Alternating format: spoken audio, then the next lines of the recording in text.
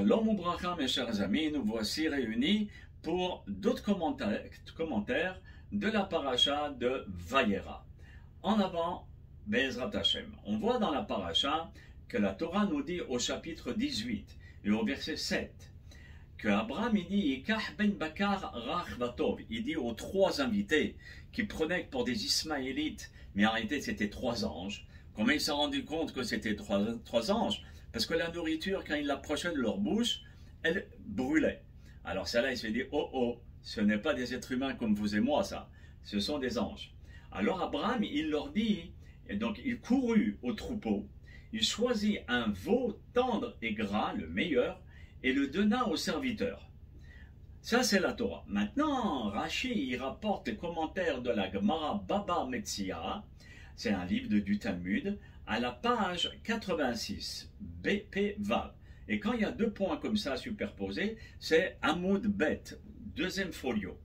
Là-bas, Rashi, il rapporte cette Gemara, il nous dit Shlosha parim hayu. Il y avait trois veaux. Pourquoi trois veaux? Kedela achilan shlosha leshonot, afin de leur donner trois langues, qui est la partie la meilleure et la plus tendre. Vous savez que la langue, c'est aussi bien la partie où il n'y a pas d'os et qui se fatigue jamais. Et aussi, c'est avec la langue où on dit dans la Gemara que Tavi, qui était le serviteur de Rabbi, et Rabbi lui a dit fais-moi le meilleur mets au monde. Et il lui a fait de la langue. Il lui dit fais-moi aussi le lendemain. Il lui dit fais-moi un mets le plus dégoûtant dans la cuisine. Et il lui fait aussi de la langue. Il lui dit mais je comprends pas, alors c'est quoi? Il dit avec la langue, comme tu peux faire plaisir et beaucoup de compliments et de brachot et de sheva et de glorification à Kadosh Baruch Hu, comme chas vechalela, tu peux faire le contraire. Je ne veux pas m'étendre sur le contraire, plutôt dans le positif et d'utiliser la langue avec le positif. Et regardez ce que la Torah nous dit, la Gemara nous dit, il leur a donné trois langues, behardal, dans la moutarde. Vous savez que la Torah, elle est très précise. Pourquoi elle va m'ajouter dans la moutarde? Alors, dans le Sefer Pininim Mishulhan, c'est un livre extraordinaire du Agra, du Gaon Mevilna, au nom du Zohar. Au départ, on pensait que c'était le Midrash, mais lui, le Gaon, il a cherché dans tout le Midrash, il l'a pas trouvé. Par contre, il l'a trouvé dans le Zohar. Vous savez que c'était un Rav qui connaissait les parties de la Torah par cœur. Et donc, mais voir à la Pasuk, il dit, tu sais que dans le verset de la Torah où c'est mentionné, Visha'anu tahat ha'etz, venez cher invité, on va se mettre sous l'arbre, et à côté de l'arbre, il y avait une source. Pourquoi spécialement sous l'arbre?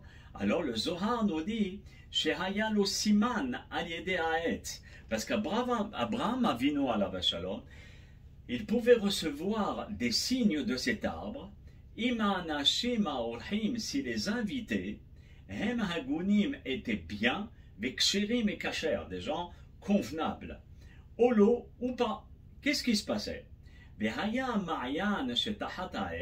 Parce que la fontaine, la source qui était juste en bas des arbres, ola likrato, alors elle montait en direction de l'invité, les Shem Tevila, comme si l'eau disait, viens te tremper parce que tu es un homme bien.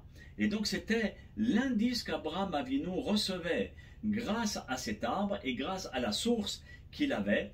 Automatiquement, il savait à qui il avait affaire. Alors vous allez me dire, mais comment on peut savoir les trois midot, les trois traits de caractère qui sont bien? Alors, il voyait les trois traits de caractère chez Nochal et Botkam, et Abraham Avinu, si vous voulez, c'était comme un scanner. Il est passé au scanner à travers cet arbre et cette source. Imhem anashim ksherim, si c'était des gens kashers. Et là donc, vous allez me dire, mais c'est quoi les signes kashers? Il y en a beaucoup. Alors, on te dit non, ils sont au chiffre de 3. Et ces trois-là sont en rapport avec ce qu'on dit dans le Pirkei Avot, soit parmi les élèves d'Abraham Avinu. La première, c'est quoi? Ohev Aniim, soit un homme qui aime les pauvres. Quand on t'amène un pauvre, tu ne dis pas « Oh là là, il sent mauvais, oh là là, comment il est débraillé ». Non, tu le fais asseoir comme un roi. Et donc ton œil, il est positif, tu le vois comme si c'était un ange devant toi.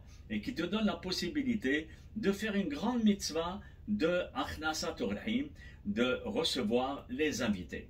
La deuxième grande valeur des Midot Tovot, c'est-à-dire des traits de caractère qu'Abraham passait au scanner, Mistapek Bemoat, il voyait directement si la personne était suffit, ils étaient rassasiés par le peu qu'ils recevaient.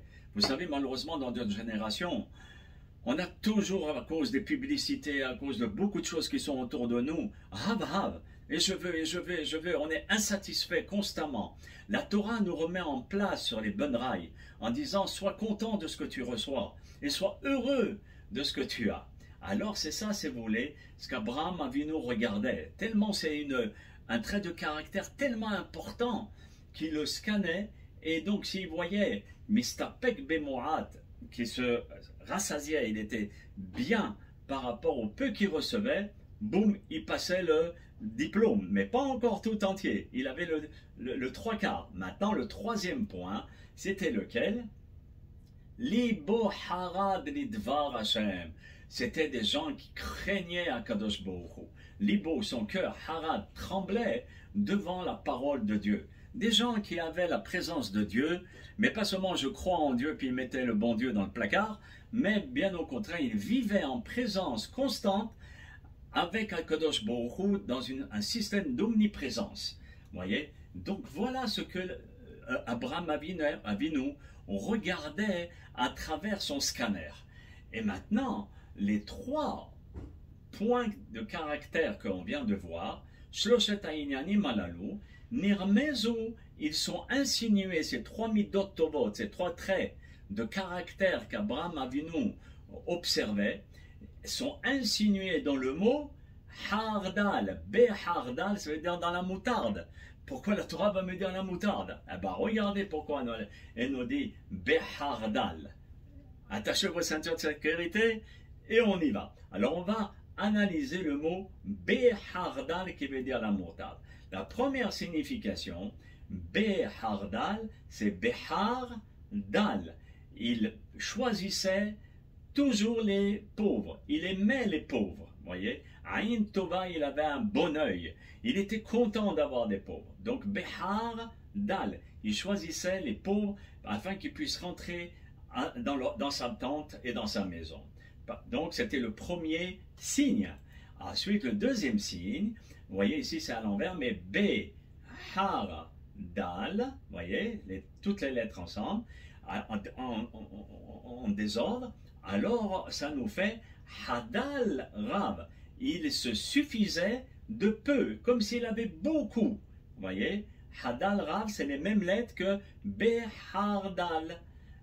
Et le troisième signe, c'était harad lev. Vous voyez, c'est les mêmes lettres que behardal. C'est quoi harad lev? Comme vous le savez, c'est quelqu'un qui craint. Son cœur, il est rempli de crainte. Et c'est ce qu'on avait dit tout à l'heure, le troisième signe. Harad et Dvar Hashem, c'était quelqu'un qui craignait Akadosh Baruch Hu d'une manière constante. Il ne mettait pas Hashem, comme j'avais dit, dans un endroit, il fermait à clé et il perdait le code, ou bien la clé. Non, non. Alors ces trois signes-là, c'est exactement les trois signes que Abraham constatait à travers l'arbre, les arbres qu'il avait, et aussi le Ma'ayan, la source qu'il avait. Et il passait ces personnes au scanner, et Baruch Hashem, il obtenait le résultat des trois grandes midot tovo, des trois traits de caractère, et analysez-les, ces trois caractères. C'est la vie en santé et la vie dans la joie, mais d'une façon fantastique quand on a les trois midot tovot. Voilà mes chers amis, pour un des commentaires de la paracha de la semaine. Bezrat Hashem, nous allons ensemble apprendre un autre commentaire de la paracha de la semaine. À tout de suite, à très bientôt mes chers amis.